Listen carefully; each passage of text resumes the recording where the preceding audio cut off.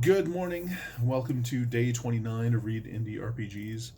Um, yeah, thanks for making it this far.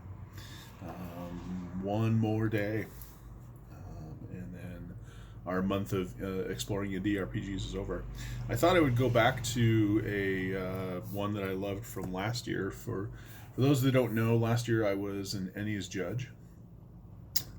What that meant is that I basically spent a good 8, 9 months reading over 400 tabletop RPG books. And if that sounds like fun to you, and it was, honestly, there's nothing I enjoy more than reading like good RPG books. So it was a great experience. One of my favorites from last year, though, was a science fantasy game called Troika. So I want to read a little bit from that. This is written by Daniel Sell, and it's from the Melsonian Arts Council. So, introduction. You are reading a tabletop role playing game in which one player takes the part of the games master and prepares the world and controls the people in peril in it, while other players create characters on a journey through that self-same world.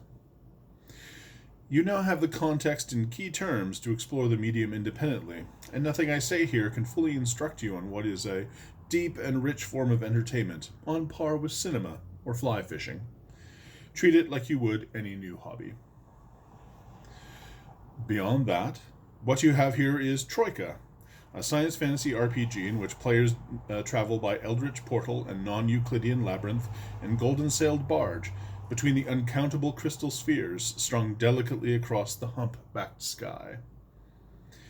What you encounter on those spheres and in those liminal places is anyone's guess.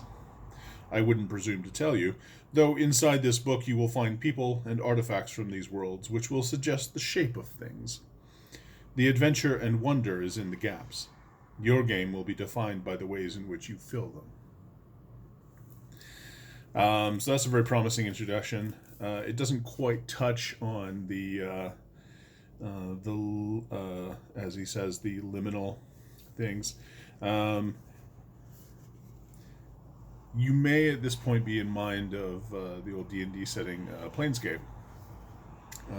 So I'm here to tell you that this is a little bit weirder. I'm going to read another little section here, just the very beginnings of one of the characters that you can create.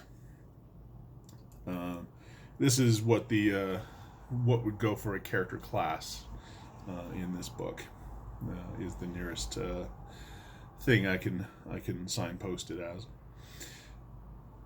Member of Miss Kinsey's Dining Club. The Eaters know that there are only two worlds, the without and the within.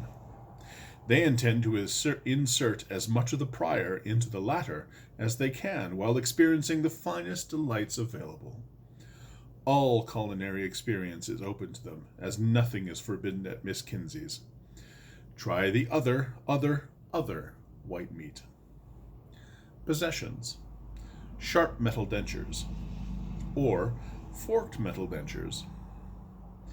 Or blunt metal dentures. Embroidered napkin. Special. Eaters are immune to mundane ingested poisons. They may also identify any object if eaten, gaining knowledge of its material, its origins, and its magical properties on a successful test of gastrology, though the object must be thoroughly masticated, not merely swallowed and passed. This does not grant special immunity to any effects the object may possess. So that should give you a little idea of just how wonderfully weird this game is. As part of our judging last year, I sat down and played this with a few people a couple of times just to get a really feel for it, and it is a wonderfully fantastic game. If you enjoyed sort of the weird animations of